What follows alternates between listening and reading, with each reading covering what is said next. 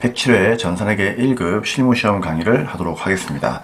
우리 회사는 세무사랑이고요. 부동산 임대업 및 전자제품의 제조 도소매업을 영위하는 중소기업으로서 이번 연도라 생각하시고 문제를 풀면 되겠습니다. 자, 먼저 문제 1번 기초정보관리와 정기분쟁물표에 대한 내용을 풀이하도록 하겠습니다. 1번 문제입니다. 다음 자료를 이용하여 계정과목 및 재고등록 메뉴에서 견본비, 판매비와 일반 관리비라고 되어 있죠. 자, 800번 때 얘기하는 거고요. 계정 과목에 현금 적용을 추가로 등록하시라고 되어 있습니다. 자, 이거 어떻게 하죠? 842번 코드가 나와 있으니까 그냥 여기로 가셔가지고 견본비에 현금 적용란만 여러분들이 추가적으로 입력을 해주시면 되는 겁니다. 자, 그러면 계정 과목 재고 등록 마우스로 클릭하시면 되고요. 그리고 여기에다가 841을 치시면 돼요. 그러면 견본비라고 하는 계정 과목으로 순간 이동하겠죠. 자, 이때 어디에 현금 적용 2번 라인에다가 그냥 받아쓰기 하시면 돼요. 전자제품 샘플 제작비 지급. 어려운 게 아니죠. 이렇게 하면 3점을 줍니다. 예수시 빠져나오시면 되겠죠. 2번 세무사랑의 기초채권 및 채무의 올바른 잔액은 다음과 같습니다. 주어진 자료를 검토하여 잘못된 부분은 오류 정정하고 누락 부분은 추가로 입력하자. 자, 거래처별로 초기호를 가시면 되겠죠. 어디에? 정기분쟁물표 여기에 클릭. 자, 먼저 외상을 출금 클릭하시고요. 지금 보니까 홍금 정기하고 금강기업 일단 거래처는 그대로 잘 있어요. 근데 뭐가 문제냐? 홍금 정기가 300이 아니고 3천만 원이라는 얘기죠. 그리고 외상 매입금도 마찬가지입니다. 5,600 있는데 삼신산업 하나무역까지는 일단 동일해요. 근데 하나무역은 1,200이 아니라 2,600이죠. 그래서 문제 나와 있는 이 금액으로 고쳐주시면 되는 겁니다. 자, 마지막 바드럼이죠. 자, 바드럼도 마우스를 클릭을 하고, 자, 여기 가니까 얘는 어때요?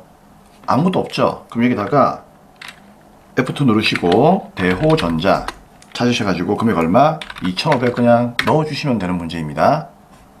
그리고 ESC 빠져나오시면은 이 세 가지의 항목을 다 수정했기 때문에 이상으로 2번 문제도 끝이 나는 거죠. 3번 문제입니다. 자, 이게 중요하죠. 별표. 정기분 재무제표 중 아래의 계정 과목에서 다음과 같은 오류가 발견되었습니다. 관련 재무제표를 적절하게 수정하시오라고 되어 있는데요. 전력비와 수도관열비가 나와 있죠. 자, 그러면은 첫 번째 어떻게 하면 된다? 전력비와 수도관열비에 대해서 생산부는 어디에? 제조원가 명세서로 가시면 되겠죠. 그렇죠? 그래서 원가 명세서로 가시면 되고, 영업부는 당연히 뭐다? 손익계산서 가시면 되겠죠. 그럼 여기 있는 금액을 어떻게 한다? 수정 후에 잔액으로 바꿔라는 얘기죠. 그래서 200을 420으로 300을 110으로 이렇게 맞추어 주시면 되는 거예요. 자, 그래서 첫 번째는 일단 얘부터 먼저 해결하시고요. 해결한 다음에 어떻게 한다? 관련 재무제표를 적절하게 수정하시면 되겠죠. 쌤이 항상 관련 재무제표 나올 때마다 보여드리는 그림. 자, 이 그림 순서대로 여러분들이 고치시면 되는 거예요. 어떻게? 제 손, 이 표 순으로 고치시면 되는 겁니다. 자, 우선 그러면 전력비 원가 명세서 생산부부터 갈게요. 자, 원가 명세서에 클릭을 하셔가지고 여기에 전력비가 보일 거예요. 그러면 이 금액을 어떻게 한다? 200이 아니라 420으로 고치시면 되고, 근데 얘를 고치면 당연히 뭐죠? 단기 제품 제조원가의 금액이 바뀌겠죠. 그리고 수도 관련비는 어디 있습니까? 여기에 있는 게 아니고 얘는 영업부니까 어디에? 정기분 손익계산서로 가라 그 얘기죠. 그러면 정기분 손익계산서에 가셔가지고 여기에 있는 수도 관련비 이 금액을 300이 아니라 얼마로? 110으로 고쳐달라 그 얘기예요. 그쵸? 그래서 퍼스트 일단 문제가 시키는 걸 먼저 하시라는 얘기예요. 그리고 나서 이제 여기에 있는 재무제표가 각각 항목들이 다 틀어졌기 때문에 그 틀어진 것들을 어떻게 한다? 이 순서대로 맞추어 주시면 된다 그 얘기죠. 그럼 먼저 2번 문제는 제조원가 명세서에서도 영향을 주었기 때문에 여기서부터 시작해야 되는 거죠. 그럼 여기에 뭐가 바뀌었다? 여기에 전력비가 바뀜으로 인해 가지고 단기 제품 제조원가의 금액이 바뀐 거예요. 자, 그 금액을 방금 우리가 확인했는데 얼마? 9,650으로 바뀐 거죠. 그럼 이 9,650을 여러분들이 체크하라는 얘기예요. 그쵸?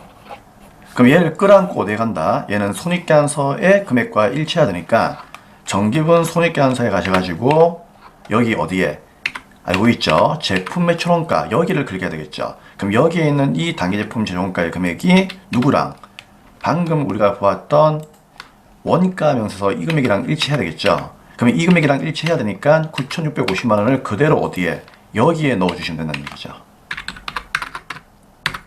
그래서 제조원가 명세서와 손익계산서에 이 금액이 같기 때문에 이 금액을 먼저 여러분들이 수정하시면 되는 거예요.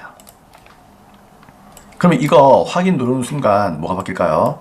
당연히 단기순이익이 바뀌겠죠. 자, 확인 어때요? 8,790만원 바뀌었죠. 그럼 8,790만원 바뀌었으니까 얘를 또 끌어안고 어디 간다? 다음이요. 그렇죠. 이익잉여금 처분계산서로 가라는 얘기예요. 그래서 전기분 원가명세서 손익계산서는 이제 수정이 끝났고, 세 번째로 전기분 잉여금 처분계산서 가셔가지고 여기에 있는 이 단기 순이익이 제대로 되어 있는지 봐야 되는데 이 금액은 8,790만 원이죠. 그럼 얘를 어떻게 한다? 8,790으로 고치셔야 돼요. 근데 이건 어떻게 하면 되죠? 불러오기 누르시면 되죠. 그러면은 얘 누르는 순간 이 금액은 바뀝니다. 그러면 이 두 개 합친 금액 누구? 미처분 이익잉여금의 금액이 바뀌겠죠. 그렇죠? 자, 이거 보시면서 한번 얘 눌러보세요. 어때요? 바뀌었죠? 뿐만 아니라 단기 순이익도 8,790으로 바뀌었다는 얘기죠. 그러면 이 두 개 합친 게 얘니까 1억 3,450만 원. 이게 바로 미처분 이익잉여금이죠. 그래서 1억 3,400 얼마? 네, 20만 원입니까? 갑자기 기억이 안 나네요. 50만 원. 네, 50만 원. 이렇게 체크를 해서 이제 여기에 있는 얘가 바뀌었으니까 얘를 누구와? 종착역 재무상태표. 그쵸? 여기에 있는 2월 이익잉여금과 이제 이 금액을 일치시키면 끝나는 문제이죠. 그래서 마지막으로 항상 정기분 재무상태표. 얘가 종착역이에요. 여기에 2월 이익잉여금 금액을 바꿔주시면 되겠죠. 그래서 이 금액이 안 맞으니까 여기에 차익이 30만 남죠. 그래서 얘를 방금 우리가 확인했던 134500 자, 이 금액으로 바꿔주시면은 엔터. 차변과 대변 합계는 일치가 될 것이고 차익은 남지 않으므로 현시간부로 여기에 있는 3번 문제는 마무리가 되는 겁니다. 자, 그래서 이 문제는 항상 여러분들 정리를 잘 하세요. 첫 번째, 문제가 시키는 걸 먼저 한다. 두 번째, 그렇죠. 제, 손, 이, 표. 이 순서대로 여러분들이 서로 이렇게 일치하는 짝지들을 맞추어만 주시면 되는 문제입니다. 출발을 어디에서부터 하느냐가 중요하죠. 이번 문제는 여기서부터 출발했으니까 여기서부터 맞추면 되는 거고요. 혹시나 여기서부터 출발한다면은 여기서부터 맞추면 되는 거예요. 네, 이렇게 해서 파트 1 기초정보관리에 대한 내용은 마무리를 하도록 하고요. 자, 이제 파트 2 일반연표 입력 메뉴를 이용한 분계 문제를 풀도록 하겠습니다. 자, 입력시 유의사항 한번 읽어보시고요. 1번부터 풀이를 하도록 하겠습니다. 영업부 사무실로 사용하기 위하여 세무빌딩과 사무실 임대차 계약을 체결했고 보증금 600만원 중에서 계약금 60만원만큼을 보통예금에서 이차하여 지급을 하였습니다. 잔금은 다음 달에 주기로 했습니다. 자, 이 문제가 조금 이제 애매모호했던 문제인데 우리가 영업부 사무실로 이용하려고 빌딩 하나를 빌렸죠. 그렇죠? 그래서 임대차 계약을 체결했는데 보증금을 이게 준 게 아니라 그 보증금에서 뭐다? 일부 계약금을 줬다는 얘기죠. 그래서 얘는 뭐다? 선급금이 되는 거예요. 잔금은 다음 달에 주기로 했고. 그러면 잔금을 다음 달에 주기로 했다는 얘기는 우리가 살기로 한 날짜는 다음 달이다. 이래 봐야 되는 거예요. 왜냐면은 보증금을 다 받지도 않았는데 집주인이 들어와서 사용하면 돼. 이런 경우는 거의 없단 말이에요. 그래서 잘 들어요. 날짜는 7월 3일이지만 임대기간은 7월 3일부터가 아니다. 그런 뜻이에요. 잔금을 다음 달에 주기로 한다는 얘기는 보증금의 잔금이 모두 다음 달에 치러진다는 거죠. 그럼 다음 달부터 임대기간이 되는 거기 때문에 임대기간 이전에 보증금을 준 거에 대해서는 선급금으로 처리한다는 얘기죠. 조금 지엽적인 내용이고 상당히 수험생 입장에서는 좀 짜증이 날 수밖에 없는 그런 문제예요. 자, 그래서 이 문제는 계약금에 여러분들이 조금 집중을 하셔야 된다. 그래서 계약금 준 거니까 선급금으로 분개하자. 자, 그렇게 이해를 하시면 되겠습니다. 자, 그러면 7월 3일자 일반연표로 가서 분개를 해보겠습니다. 일반연표 7월 3일로 가시면 되고요. 우선 보통요금 나갔으니까 들차, 나대, 들어오면 차변, 나가면 대변, 대변에 나간다. 보통요금 얼마? 네, 60만원 나가겠죠. 그리고 차변의 이 아이를 뭘로? 선급금으로 분개하시면 되는 거예요. 자, 선급금은 거래처를 다는 거 알고 있죠? 세무빌딩. 끝입니다. 다음 2번. 8월 1일 하나카드의 7월분 매출대금 350만원 중에서 가맹점 수수료 2%를 차감한 금액이 당사 보통예금으로 입금되었습니다. 자, 2%면은 얼마죠? 350에 2%면은 네, 7만원이 되는 겁니다. 단, 신용카드의 매출대금은 외상 매출금으로 처리하고 있다. 자, 이게 무슨 말이죠? 우리가 물건을 팔 때마다 고객이 우리한테 뭐다? 카드를 걸더라 그런 얘기죠? 그쵸? 근데 카드는 뭐다? 외상 매출금이에요. 그럼 그 당시에 물건 팔았을 때는 항상 대변에 뭐다? 뭐 예를 들어서 제품 매출 해가지고 얼마? 뭐 350만원 이렇게 분개했겠죠? 그쵸? 그리고 카드를 긁었으니까 외상 매출금 이렇게 분개했겠죠? 그러면 이 돈이 어떻게 한다? 카드사에서 돈이 들어왔다는 얘기예요. 그러니까 대변에 뭐예요? 외상 매출금이라고 하는 자산이 일단 감소하겠죠. 돈 받았으니까. 하나카드 350만원. 그래서 하나카드에서 어떻게 한다? 대신에 수수료 7만원 떼고 줄게. 그 얘기죠? 그래서 장사하는 사람들이 카드를 그렇게 좋아하지 않는 거예요. 그쵸? 그래서 보통 예금이 7만원 뺀 얼마? 343만원이 들어오고, 그쵸? 나머지가 이제 결국은 수수료를 준 거니까 수수료 떼고 들어왔다는 얘기는 카드사한테 수수료 준 거예요. 그렇기 때문에 수수료 비용이라고 하는 비용이 차변에 발생하는 겁니다. 자, 그대로 8월 1일 날에 분개를 하도록 하겠습니다. 자, 대변에 일단 외상 매출금이 사라집니다. 그쵸? 거래처는 하나카드에서 돈 받아야 되겠죠? 하나카드 이렇게 분개하시면 되고요. 얼마? 350만원. 자, 차변에 돈 들어옵니다. 얼마? 보통예금으로 7만원 빼고 들어옵니다. 그래서 343만원이 들어오는 거죠. 그럼 7만원만큼 뭐냐? 결국 수수료 뗐다는 얘기는 수수료 준 거니까 수수료 비용으로 분개를 하시면 된다. 장사와 관련이 있으니까 800번대 수수료 비용으로 분개하시면 돼요. 판매 수수료가 아니고 수수료 비용이죠. 네. 됐습니다. 자, 다음은 이제 3번 문제 보도록 하겠습니다. 자, 3번 문제는 잠시 화면을 좀 볼 건데요. 8월 16일 날 영업부 직원의 퇴직으로 인해서 발생한 퇴직금이 880만원이 있는데 당사는 모든 직원에 대해서 전에 확정급여형 퇴직연금에 가입을 하고 있답니다. 현재 퇴직연금 운용자산의 잔액은 얼마이다? 5,200만원입니다. 일단 여기까지만 볼게요. 자, 우리 회사가 확정급여형 연금에 가입을 하고 있다는 얘기는 무슨 말이죠? 그렇죠. 퇴직금을 사외에다가 금융기관에 맡긴다 그런 얘기죠. 그럼 맡길 때마다 어떻게 분개했을까? 현재 연금운용자산의 잔액이 5,200이 있다는 얘기는 맡길 때마다 대변에 돈을 줬겠죠. 어디에다가? 금융기관에 줬을 거예요. 얼마를? 5,200을 줬단 말이에요. 그럼 이렇게 줄 때마다 항상 어떻게? 퇴직연금 운용자산. 왜? 확정급여형이니까 이렇게 분개했겠죠. 그러면 지금 직원이 퇴직을 하겠대요. 계산해보니까 퇴직금이 880이야. 그럼 우리는 880만원만큼만 주면 되는 거죠. 그쵸? 근데 우리가 줄까? 아니죠. 이미 그 직원의 퇴직금은 어디에다가? 금융기관에다가 맡겨놓았다는 얘기예요. 그러면은 금융기관에다가 이 사실을 알려주면은 금융기관에서 돈을 줍니다. 왜? 이미 우리는 현금을 금융기관에다가 맡겨놓았으니까. 그러면 당연히 대변에 뭐가 나갈까요? 퇴직연금 운용자산. 얘가 나가는 게 맞는 거죠. 그쵸? 그래서 분개는 대변에 퇴직연금 운용자산이라고 하는 이 통장에서 880이 빠져나가고 이 아이를 차변에 뭐다? 자, 차변에 뭘로 분개할까요? 원래대로라면은 확정급여형도 우리가 배웠던 퇴충 기억나시죠? 마찬가지입니다. 퍼스트 퇴직급여 충당부채로 먼저 메꾸고 세컨드 퇴충이 모자라다. 그러면은 비용 처리 퇴직급여로 분개하면 돼요. 근데 문제에서는 퇴직급여 충당부채와 관련된 금액은 설정하지 않았다 그 얘기예요. 여러분 연금 충당부채는 신경 쓰지 마세요. 이거는 세무 1급에서 배운 내용이기 때문에 일단 지금 여러분들은 여기에는 무시하시고 여기만 보시면 될 것 같습니다. 자, 퇴직급여 충당부채를 설정하지 않았죠? 그럼 설정하지 않았으니까 전부 다 뭐다? 그렇죠. 차변에 퇴직급여라고 하는 비용으로 분개하면 되는 거예요. 그래서 이 문제는 밑에 있는 이 내용이 8월 16일 날에 답안이 되는 겁니다. 아시겠죠? 자, 그러면 8월 16일 날에 일단 대변에 퇴직연금 운용자산이라고 하는 통장에서 돈이 빠져나가는 거예요. 880. 하지만 우리 회사는 전혀 퇴충을 설정하지 않았죠. 그러면 전부 다 뭐다? 퇴직금 주는 순간에 비용 처리하면 되는 거예요. 그래서 퇴직급여라고 하는 800번대, 영업부 직원이니까 800번대 퇴직급여 분계를 차변의 비용으로 처리하시면 되는 겁니다.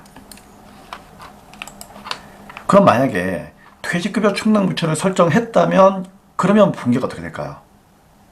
퇴직급여 충당부채 분계를 설정했다는 얘기는 이 얘기죠. 자, 어떤 얘기?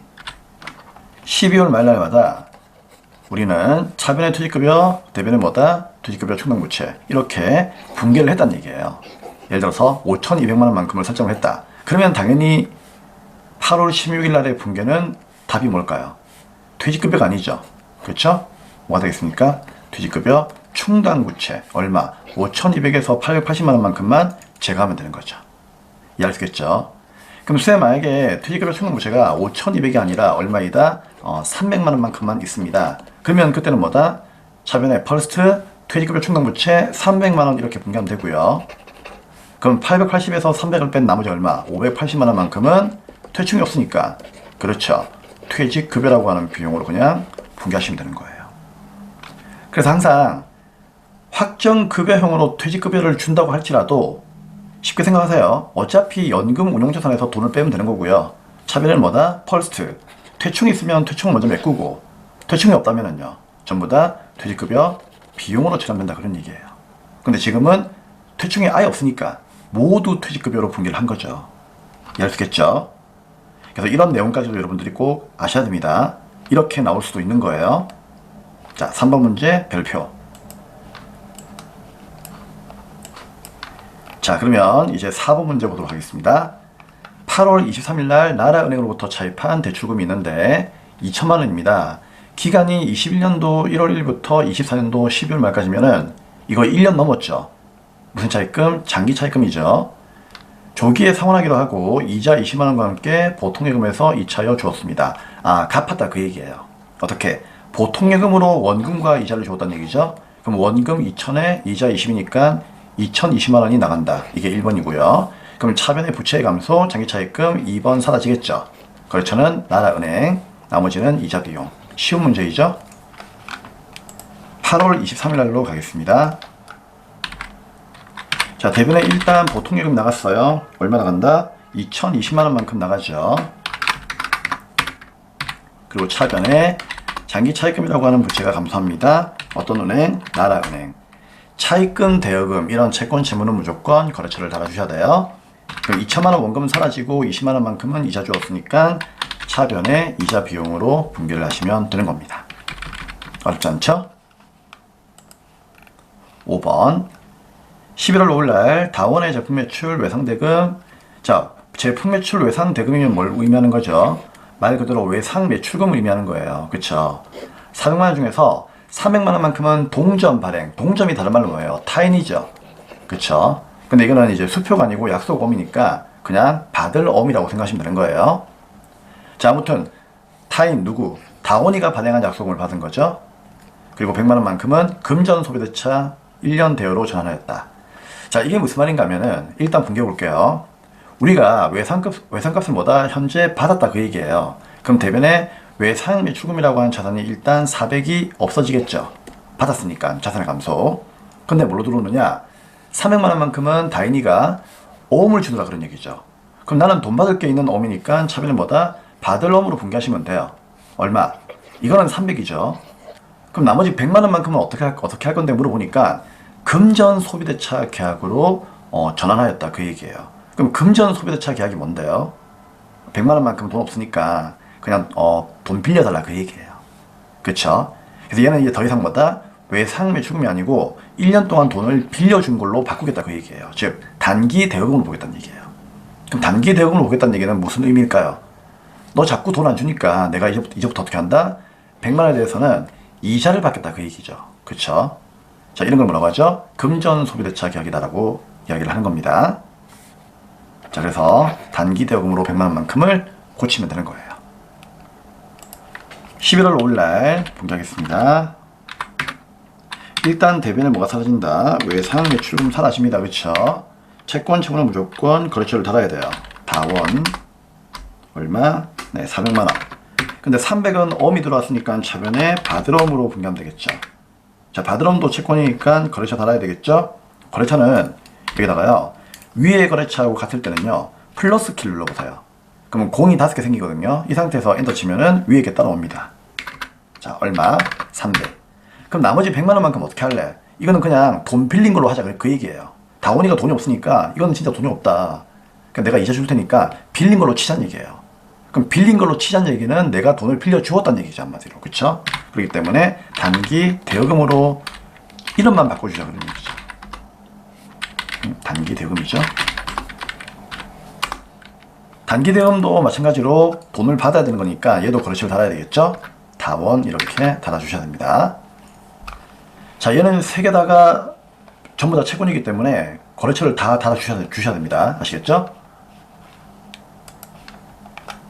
다음 6번 문제입니다. 11월 20일 날 사업용 중고 트럭 취득과 관련된 취득세 40만원만큼을 현금 주었습니다. 어떻게 분개하죠? 당연히 대변에 현금 나가고 자변에 취득 시의 비용은 그 트럭의 원가에 포함해야 되겠죠. 차량 문방구가 정답입니다. 11월 20일 날 그러면 대변에 현금 얼마 나간다? 네, 40만 나갈 거고요. 차변에 이 아이를 차량 문방구에다가 넣어주시면 되는 문제입니다. 어려운 문제가 아닙니다. 그렇죠? 네, 이렇게 해서 일반연표 문제는 마무리를 하도록 하겠습니다. 자, 다음은 이제 3번 매입 매출전표 입력으로 가도록 하겠습니다.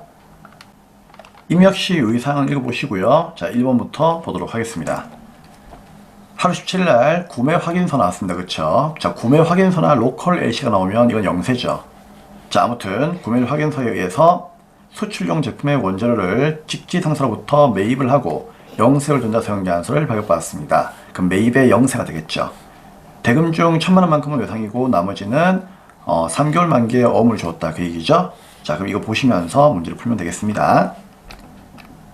자, 먼저 8월 17일 날 매입 매출전표로 가겠습니다. 자, 매입 매출전표 클릭을 하시고요. 8월 17일 날 일단 매입이죠. 영세율 사용계약서니까 매입의 영세 52번 가시면 되고, 품목은 누구입니까? 네, 원재료였죠.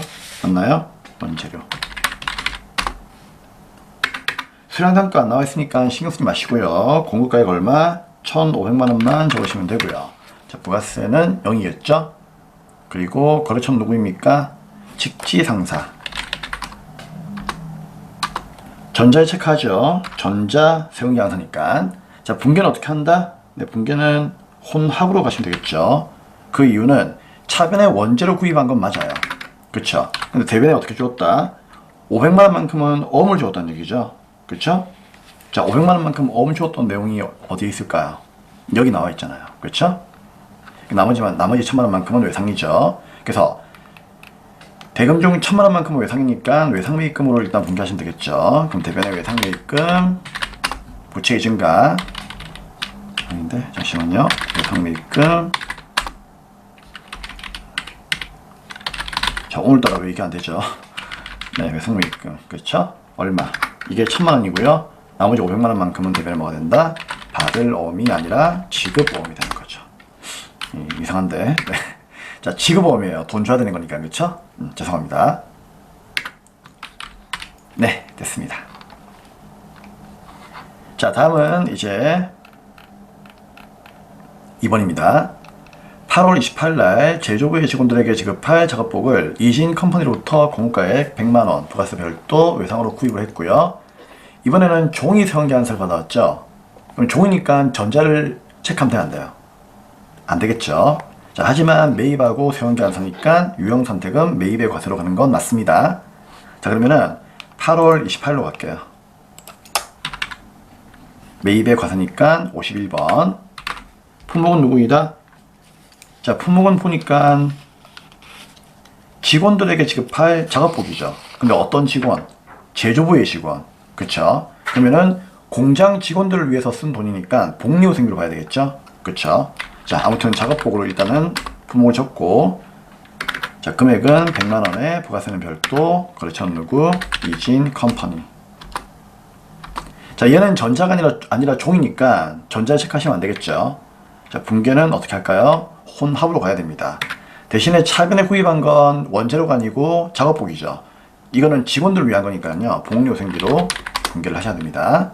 공장이니까 500번대 붕괴하시면 되고, 자, 대변에 돈 줄게요. 외상으로 구입했죠? 근데 이거 장사 아니죠? 그쵸?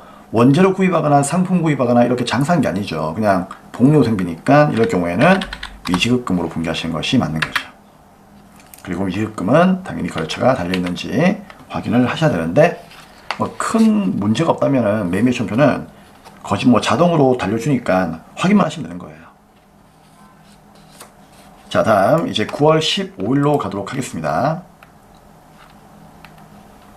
우리 카센터에서 공장용 화물 트럭을 수리하고 수리대금 242,000원 부가세 포함이네요. 포함이다. 조심해야 되겠죠? 현금 결제하면서 지출 준비용 현금 영수증을 받았습니다.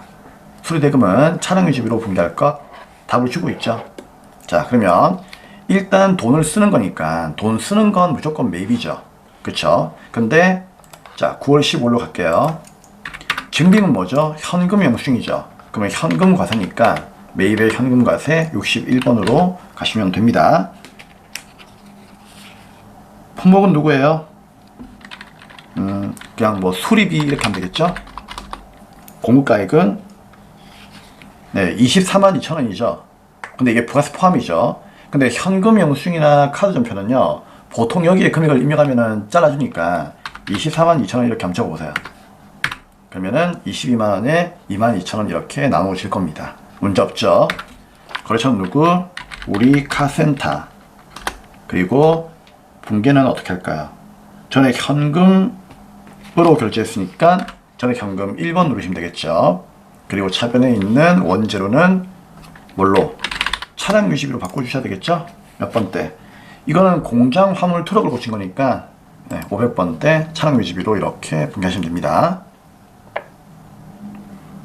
자, 다음은 이제 4번으로 가겠습니다.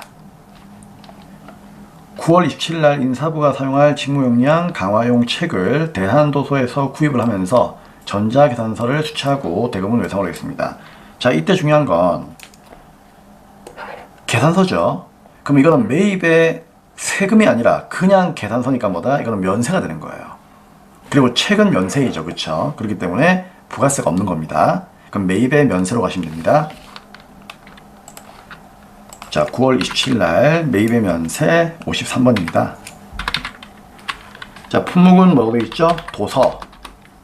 공급가액은 20만원에 부가세는 면세니까 없는 거죠. 이렇게 분개하시면 되고, 자, 거래처는 누구입니까? 자, 책을 사온 것이 누구예요? 대한도서였죠. 대한도서로 이렇게 가시면 되고요. 전자상계산서니까 전자에 체크하시고, 자, 이제 분개를 해야 되는데 분개는 어떻게 할까요? 자, 대금은 외상으로 했죠? 그럼 혼합으로 가셔야 됩니다. 왜? 일단 얘는 장사가 아니죠. 장사가 아니기 때문에 외상으로 가시면 안 돼요. 외상매입금, 외상물출금 못 씁니다. 그럼 뭐다? 미수금, 미지급금밖에 안 되는 거죠.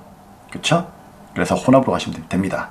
근데 차변에 원재료 구입한 게 아니죠. 뭘 구입했죠? 책을 구입했죠. 책은 도서죠. 그렇기 때문에 뭐다? 도서 인쇄비로 분개하시면 되는 겁니다. 자, 어떤 지원을 위해서? 인사부가 사용할 직무 역량 강화 책이니까 인사부는 판매하고 관리하는 부서이죠. 그래서 800번대 도서 인쇄비로 가는 겁니다. 그리고 대변에 돈은 외상으로 했으니까 안 주었죠. 미지급금으로 이렇게 분개를 하시면 되고, 대한도서 거래처 확인하시면 되겠습니다. 자, 참고로 이 문제는요, 그 도서 인쇄비가 이제 원칙적으로 정답인데, 교육훈련비도 맞다고 이제 인정해 주었죠. 교육훈련비도 맞는 거예요. 왜 그런가 하면은 이제 직원들의 어떤 이제 교육을 위해서 직무 역량 강화용 책이라는 얘기는 직원들을 교육하기 위한 거잖아요. 그렇죠? 그렇기 때문에 교육훈련비도 맞다고 정답으로 인정해 주었습니다. 자, 그래서 이제 5번 문제로 가도록 하겠습니다. 9월 말일 날 세무현터로부터 영업부에서 거래처 방문용으로 사용하는 수용차 100일량 2000cc 나왔다. 공제됩니까? 안 됩니까? 안 되죠. 1000cc 이하이면 공제가 되는데 2000cc니까 안 되는 거예요. 근데 2000cc라 할지라도 이게요, 8인승을 초과하게 되면 공제가 돼요. 근데 8인승 이하니까 공제가 안 되는 거죠. 그쵸? 우리 한 번씩 이런 것도 시험 문제 나옵니다. 배기량은 2000cc지만 9인승이다 이러면은요, 이거는 공제가 돼요. 9인승은 승합차니까. 그쵸? 결국은 이제 불공제 매입세액의 조건은 8인승 이하이면서 1000cc를 초과해야 된다. 그런 얘기죠. 참고하세요. 자, 아무튼, 자, 불공제 승용차를 당월분 임차료에 대한 전자승원계한서를 수취했습니다. 자, 이거는 뭔가 하면은, 우리 회사가 이제 수용차를 구입한 게 아니고, 빌려 쓰고 있죠. 즉, 렌탈, 리스에서 쓰고 있다. 그런 얘기예요. 그래서 그에 대한 뭐다? 임차료를 주었다. 그 얘기예요. 당월 임차료는 다음 달에 결제될 예정이다. 근데 돈이 다음 달에 결제가 되니까 이거는 돈 안 준 거죠. 미지급금으로 분개하시면 되는 겁니다. 자, 아무튼 돈 쓰는 거니까 매입으로 가야 되겠죠. 자, 9월 30일 날 매입입니다. 쌤, 증빙은 세운게 안 서네요. 근데 이거 공제가 안 되잖아. 그렇죠? 그렇기 때문에 매입의 불공 54번으로 가셔야 돼요. 자, 품목은 누구입니까? 네, 차량 렌트 대금 하면 되겠죠? 그래서 여기에 나와 있는 거 그냥 그대로 쓰면 돼요. 아시겠죠? 자, 수량 단가. 수량은 한 개, 단가는 70만원. 그렇게 하나, 이렇게 하나, 어차피 70만원이죠? 70만원에 7만원. 이것만 제대로 뜨면 되고요. 자, 거래처는 누구입니까? 거래처는 세무렌트이죠? 그쵸? 세무렌트. 나와 있네요. 그리고 전자승원계한서니까 전자 체크하시고, 분개는 어떻게 하면 된다? 혼합으로 가시면 되겠죠. 자, 그런데 분개하기 전에 커서가, 불공제 사유에 와 있다. 그렇죠? 어떻게 하면 될까요? F2 누르고 수용차에 관한 거니까 3번을 체크하시면 되겠습니다. 자, 분개는 혼합으로 가시면 되고요. 차변의 원재료 아니죠. 뭘까요? 차변에는 임차료로 분개하시면 됩니다. 자동차를 구입한 건 아니기 때문에 이거는 차량 운반구로 분개하시면 안 돼요. 아시겠죠? 그럼 쌤 이거 뭘로 분개하죠? 임차료로 분개하면 된다는 얘기죠. 근데 여러분들이 오해하시는 게, 쌤 임차료는 건물에 월세를 줄 때 쓰는 거 아닙니까? 아니에요, 여러분. 임차료는요, 건물뿐만이 아니고 회사에 가면은 자동차를 빌려 쓸 수도 있고, 또는 뭐다? 정수기, 심지어는 뭐까지? 복사기도 정말 비싸거든요. 복사기도 렌탈하는 경우도 있어요. 그래서 렌탈 비용은요, 전부 다 임차료로 분개하시면 되는 거예요. 아시겠죠? 몇 번째? 얘는 영업부가 쓰는 거니까 800번대로 쓰시면 되겠습니다. 그리고 대변의 돈은 다음 달에 나가는 거니까 미지급금으로 분개하시면 되는 거죠. 그래서 우리의 비용은 발생주이기 때문에 발생한 그날에 분개는 하되 돈은 다음 달에 나가는 거니까 미지급금으로 분개를 하시면 된다. 그런 논리고요. 자, 이제 6번 문제입니다. 10월 15일 날 우리자동차에 공급한 제품 중 일부가 불량으로 판정되어 반품 처리되었으며, 반품이죠. 수정전자승원계한서를 발행하였습니다. 체크. 지금은 해당 매출 관련 외상 매출분과 상계 처리하기로 하였고요. 음수로 회계 처리할 것. 자, 어떻게 하면 되죠? 10월 15일 날. 자, 문제를 보니까는 그 얘기죠. 예전에 우리 회사가 이제 공급한 제품이라는 얘기는 제품을 팔았는데 반품되었다는 얘기죠. 그럼 아무튼 이거는 매출과 관련이 된 거고, 수정전자승원계한서도 승원계한서니까 그대로 매출의 과세로 가시면 돼요. 어려운 거 아니죠? 품목은 누구? 제품이죠. 근데 얘가 어떻게 되었다고요? 반품 당했기 때문에 금액을 어떻게 한다? 마이너스로 찍어라. 그 얘기예요. 그래서 마이너스로 치라고 되어 있죠?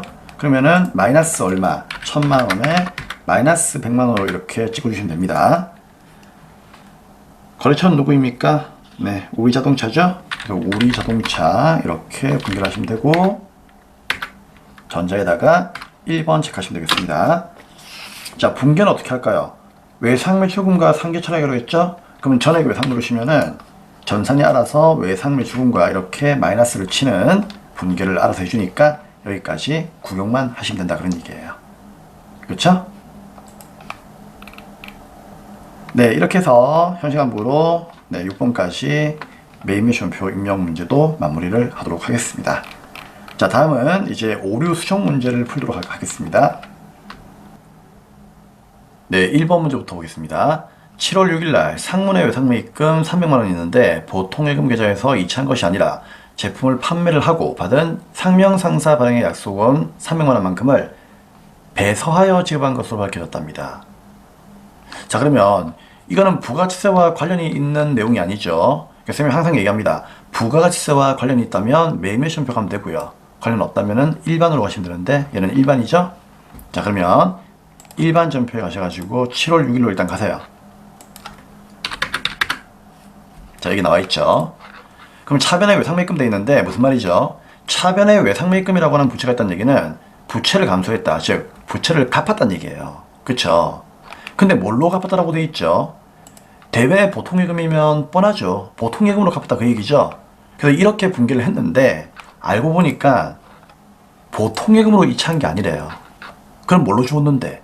어음으로 갚았다 그 얘기죠. 근데 이 어음을 내가 발행한 게 아니고요. 옛날에 내가 상명이라고 하는 아이한테 받은 어음이 있었겠죠? 그러면 이 어음은 당연히 뭘로 분기했을까? 장부에다가.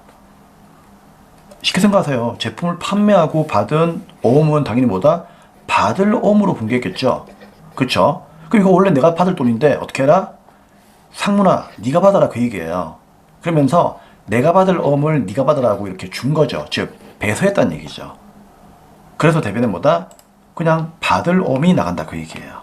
그렇기 때문에 대변의 보통예금을 받을 어음으로 고쳐 주셔야 됩니다. 이해하시겠죠? 근데 이 받을 어음은 거래처가 누구일까요?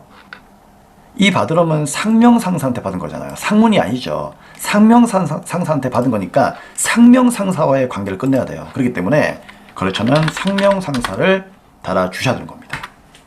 이해하시겠죠? 이 거래처 상문이 아닙니다. 조심하세요. 다음 2번 12월 13일 날 영업부 사무실에 정기요금이 12만 1,000원 있는데 공급 대가입니다. 대가란 말은 부가세가 포함된 거예요. 그쵸? 자, 아무튼 이 정기요금을 현금 지급한 것으로 일반 전표에다가 회계 처리했답니다. 근데 이는 제조 공장에서 발생한 정기요금으로서 한국전력공사로부터 전자세원계안서를 당당하게 수취했다 그 얘기죠. 그럼 이거 매입세 공제가 되잖아. 그쵸? 이걸 왜 일반 전표에 분기하냐 그 얘기죠. 그래서 일반 전표에 가가지고 12월 며칠 날 13일 날 야, 너 매입세 공제 된다니까. 그래서 어떻게 했다? 얘를 지워달라 그런 얘기죠. 그러니까 삭제를 하고, 그쵸? 삭제를 날려버리고 어디로 간다? 세원계안서 받았으니까 매입배 전표에 가가지고 매입세 공제 받아야죠. 그쵸? 그래서 매입시험표에 날짜는 며칠? 날짜가 네, 12월 13일이죠? 12월 13일로 갑니다. 31일이 아니고 13일. 자, 가서 새롭게 분기하라 그 얘기예요. 삭제를 날려버리고. 아시겠죠? 자, 그러면 어떻게 분기하면 돼요? 잠시만 좀 올릴게요. 네, 이거죠, 이거. 자, 유형 선택은 일단 돈을 쓴 거니까 매입이죠. 매입인데 한국전력공사한테 세원계안서 받았으니까 과세로 가야 되겠죠. 51번. 자, 품목은 뭐 전기요금. 수량단가 모르겠고 금액만 알면 돼요. 자, 그런데 금액이 12만 1,000원인데 공급 대가는 부가세가 포함된 거잖아. 그쵸? 그래서 12만 1,000원을 나누기 1.1을 해봐요. 계산기로 나누기 1.1을 하면은요 얼마 나온다? 공급가액이 아마 11만원 나올 거예요. 그쵸? 그러면 11만원만큼을 어디에다가 여기다가 적으시면 되는 겁니다. 그럼 부가세는 11,000원 해서 두 개 합치면은 공급대가 12만 1,000원 나오는 거죠. 자, 거래처는 한국전력공사로 가시면 되고요.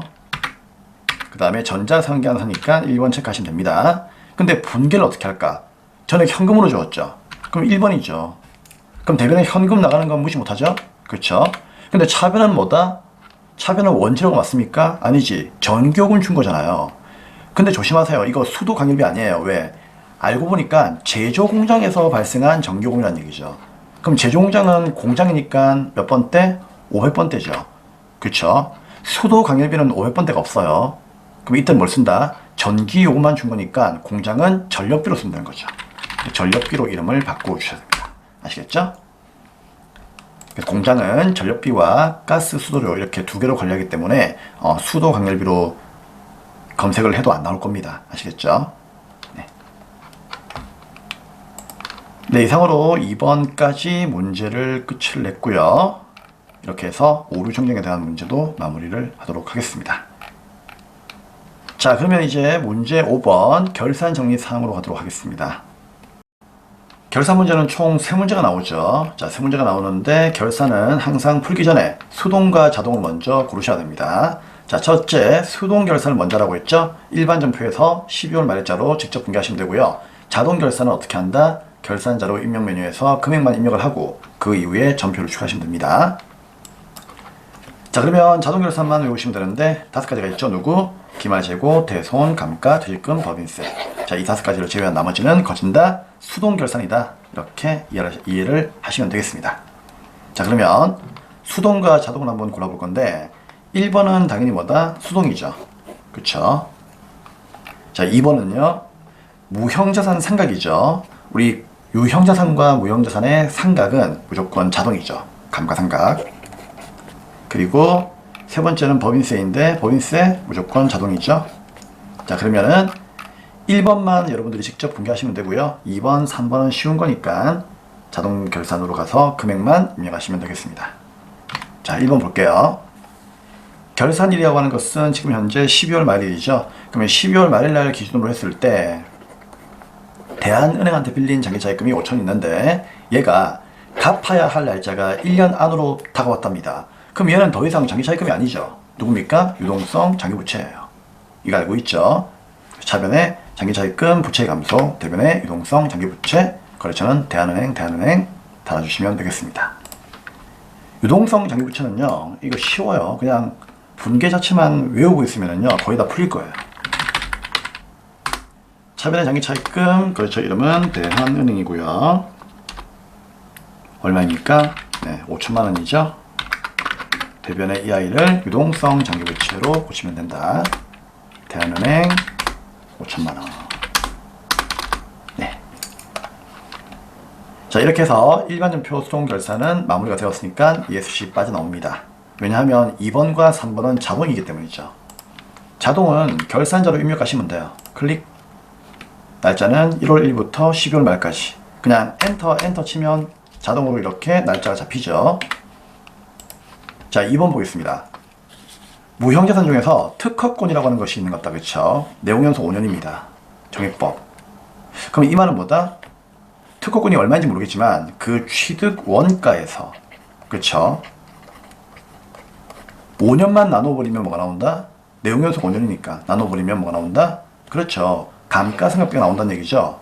그럼 이거 구하면 되는데, 야, 이 문제가 좀 속상한 문제예요. 왜냐하면은 전기말 상각 후의 잔액은 2,400이랍니다. 그러니까 우리한테는 취득원가가 필요한데 지금 얘는 뭐다? 전기말 상각 후의 잔액이 나왔다는 얘기죠. 전기말 상각 후의 잔액이 뭘까요? 감가상각 누계액을 뺀 금액, 그쵸? 즉 장부의 가액이다, 그런 얘기예요. 자, 아무튼 얘가 2,400이 나왔고 특허권은 어떻게 한다? 2022년도 1월 10일에 취득했으며 매년 법정 상각 범위까지 무형자산 상각비로 인식하고 있답니다. 자, 특허권에 대한 단기분 무형자산 상각비를 계산하시오. 자, 우리 기억하세요.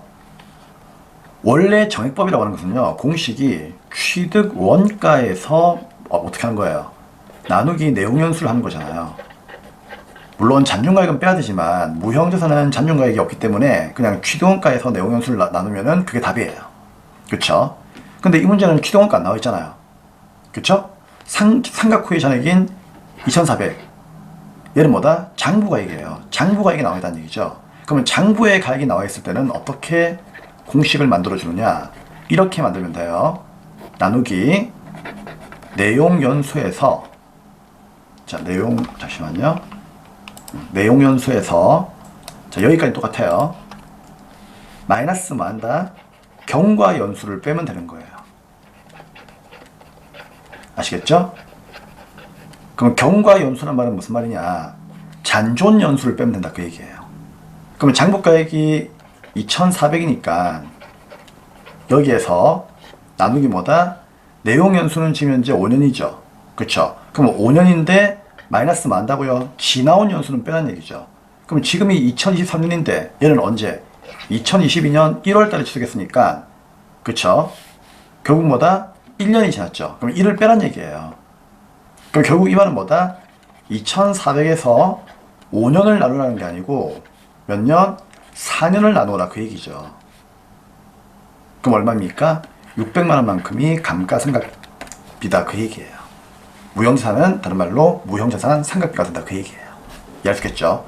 만약에 이게 취득 원가가 나왔다면요 그냥 5로 나누면 돼요. 근데 취득 원가가 안 나오고 장부가액이 났으니까 그때는 어떻게 한다? 장부가액은 2022년도에서 1년이 지난 시점에 장부가액이니까 1년을 빼줘야 되는 거죠. 이해되겠죠? 그러면 이게 만약에 다음 연도가 되게 되면 그때 어떻게 할까요? 5-2를 빼야 되는 거죠. 장부가액이 나온다면. 그쵸? 취득 원가가 나온다면 그때는 상관이 없는 거예요. 아니 취득 원가 나오면은요 그냥 취득 원가에서 나누면 되는 거예요. 5년. 근데 장부가액이 나왔을 때만 이렇게 하는 겁니다. 꼭 기억하세요.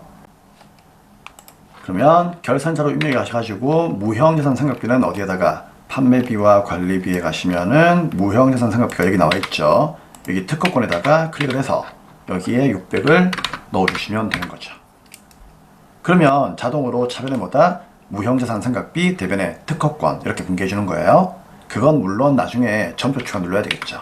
자, 이건 마지막에 누르면 되는 거니까 금액만 일단 입력을 하시고, 자, 그 다음에 이제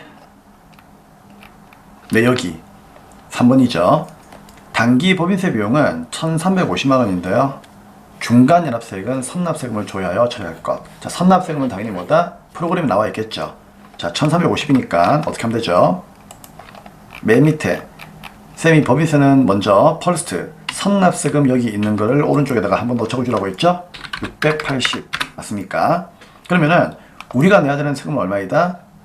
1,350인데 680은 이미 냈으니까 빼요. 그럼 뺀 나머지 얼마? 670이 추가로 계산을 해야 되겠죠. 그래서 밑에다가 670을 넣어주면 되는 겁니다.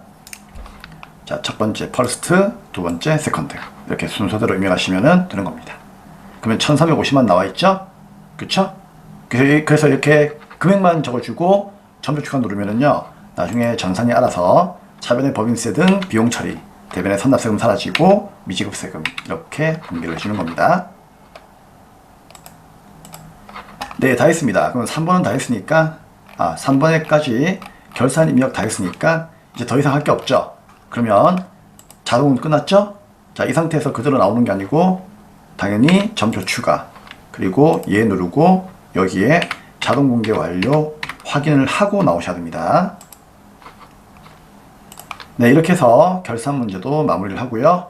이제 마지막 문제이네요. 6번 조회 문제로 가도록 하겠습니다.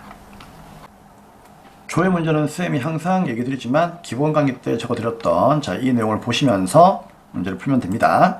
그래서 많이 풀어야만 이건 나중에 뭐다? 안 보고서도 나 혼자서 그쵸? 문제를 보았을 때 어떤 장부로 가야 되겠다 그런 느낌이 오겠죠. 자, 1번입니다. 6월 말일 현재란 말은 1월 1일부터가 포함되어 있는 거죠. 그럼 1월 1일부터 6월 말까지 현금 및 현금성 자산에 전기말 현금성 자산 대비 증가하거나 감소한 금액이 얼마인가 그 얘기죠. 단 감소한 경우에도 음의 부호를 제외하고 양수로만 입력하세요. 마이너스가 되더라도 마이너스는 적지 말라는 얘기예요. 그쵸? 자, 그러면 어떻게 할까요? 얘는 결국 자산부채 자본에 대해서 묻는 거니까 자산부채 자본은 뭐다? 재무상태표에서 보시면 되겠죠. 그래서 결산재무제표의 이번 연도 거 재무상태표 얘를 클릭을 하시고 날짜는 언제? 6월 말까지였죠? 그럼 여기다가 6월 찍으면 돼요. 6. 그럼 6월 말까지만 보여줍니다. 그러면은 6월 말 현재 현금 및 현금성 자산이 얼마냐 그 얘기인데 우리 현금 및 현금성 자산은 주로 누굴 얘기하는 거죠? 첫 번째 당연히 현금이죠. 그리고 플러스 누구죠? 자, 기억나는 거 우리 이론 시험 때 이거 많이 나오잖아요. 그렇죠. 보통 예금도 일단 있어야 되고 그 다음에 당좌 예금도 있어야 되겠죠. 그리고 플러스 뭐가 있었죠? 이거는 이제 좀 말이 좀 길죠.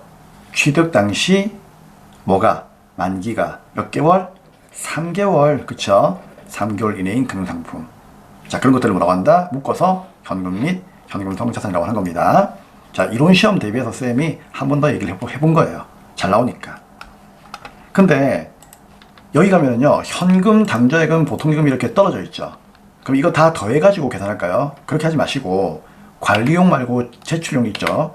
제출용을 클릭하게 되면은요 여기에 현금 및 현금성 자산이 나옵니다. 얼마? 284-609-000 이 금액이에요. 그럼 이게 단기 거고요. 근데 문제는 뭐다?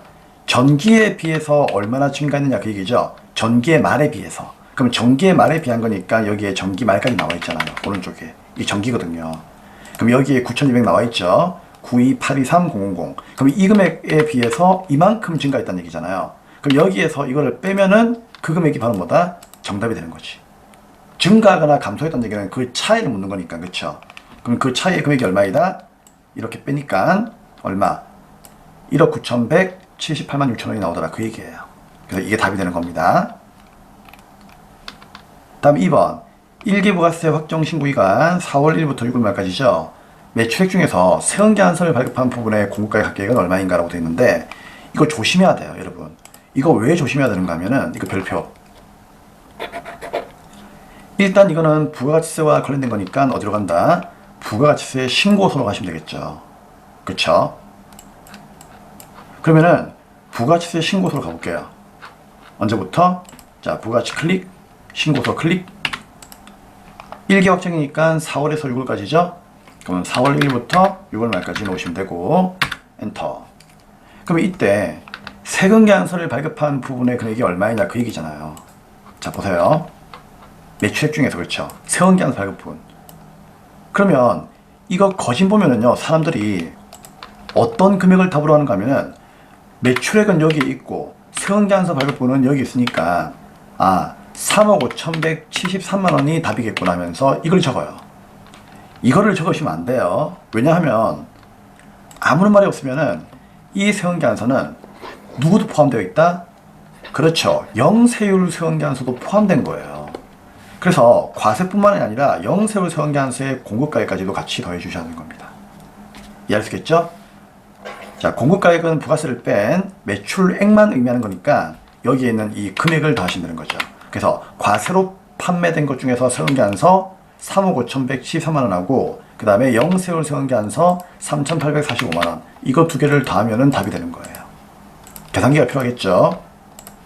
자, 그래서 여러분들 꼭 계산기를 가지고 가셔야 됩니다. 아시겠죠? 뭐 주판 이런 거 가져가시면 안 돼요.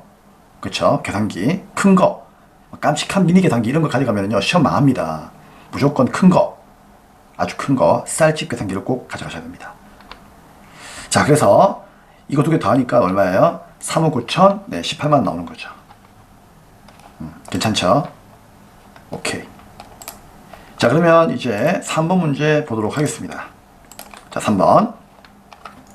6월 중 지혜 상사에 대한 외상매입 금액 결제액은 얼마입니까? 라고 되어 있는데 지혜 상사라고 하는 특정한 거래처를 언급하고 있죠. 쌤이 얘기했다. 거래처를 언급하면 항상 어디라고요? 거래처 원장. 그래서 메인 화면에 회계관리, 장부관리에 거래처 원장 가셔야 됩니다. 근데 뭘 물어보고 있죠? 지혜 상사에 대한 외상매입금의 결제액이죠. 결제액이 뭘까요? 갚았다는 얘기예요. 갚았다. 상환액을 의미하는 겁니다. 그럼 여러분, 상환액은 차변일까 대변일까? 이걸 모르시면 안 되겠죠. 거래 판료소, 부채의 증가는 대변, 부채의 감소는 차변이죠. 그럼 부채의 감소는 차변이잖아요. 상환했다는 얘기는 부채를 갚았으니까 부채가 그만큼 감소했겠죠. 그렇죠? 그럼 얘는 한마디로 뭐다? 차변을 봐야 된다. 그 얘기예요. 차변을. 그래서 거래처 원장에 자, 일단 언제부터? 자, 6월 중이라고 했으니까 6월 1일부터 언제까지? 6월 말까지 넣으시면 되겠죠. 계정 과목은 F2 누르고 누구? 외상매입금에 대한 내용이니까 외상매입금 이렇게 계정 과목을 넣으시면 되고요. 그리고 거래처는 어떻게 하면 된다? 오로지 지혜 상사만 묻고 있으니까 F2 누르고 지혜 상사부터 F2 누르고 지혜 상사만 조회하시면 돼요. 그렇죠? 그러면 내가 갚았던 금액은 얼마일까요? 갚으면은 부채가 감소니까 차변하고 있죠, 차변. 그래서 이 차변에 있는 이 4천만 원, 얘가 바로 뭐다? 내가 갚았던 금액이에요. 즉, 부채의 감소. 그쵸? 상환액을 의미한다, 그 얘기죠. 그러니까 상환액은 4천만 원이 정답이 되는 겁니다. 네, 이렇게 해서 3번에 있는 조회 문제까지 마무리를 하였는데요. 자, 특히 2번에 있는 이 문제는 틀리기 쉬우니까 꼭 참고하시고요. 그리고 조회 문제는 알고 있죠. 우리 전산회가 보시면은 시험장에서 이론 문제의 답은 작성 이거 클릭하셔가지고요. 조회 문제에 대한 이 답들은 모두 어디에다가 여기 있는 이 칸에다가 꼭 입력을 하셔야 됩니다. 그리고 나서 남은 시간 동안에 이론 문제를 풀면 되는 거죠. 그쵸? 풀어주시고 닫으시고 문제를 다 풀었다. 그러면은 답안 저장 눌러가지고 저장하신 다음에 USB를 감독관에게 제출하시면 되는 거죠. 뭐 그런 내용들을 알고 있죠. 네, 혹시나 싶어서 한 번 더 쌤이 설명드리는 겁니다. 자, 수고 많으셨고요. 이제 다음 강의에서는요 107회 전산회계 1급 이론 문제 시험 풀이를 하도록 할 건데 107회 이론 문제가 좀 어렵게 나왔어요. 그래서 강의가 조금 길어질 수는 있지만 너무 지루하지 마시고 하나씩 하나씩 차근차근하게 내 것으로 만들어 주시길 바라겠습니다. 네, 복습 부탁드리고요. 다음 강의에서 뵙도록 하겠습니다. 감사합니다.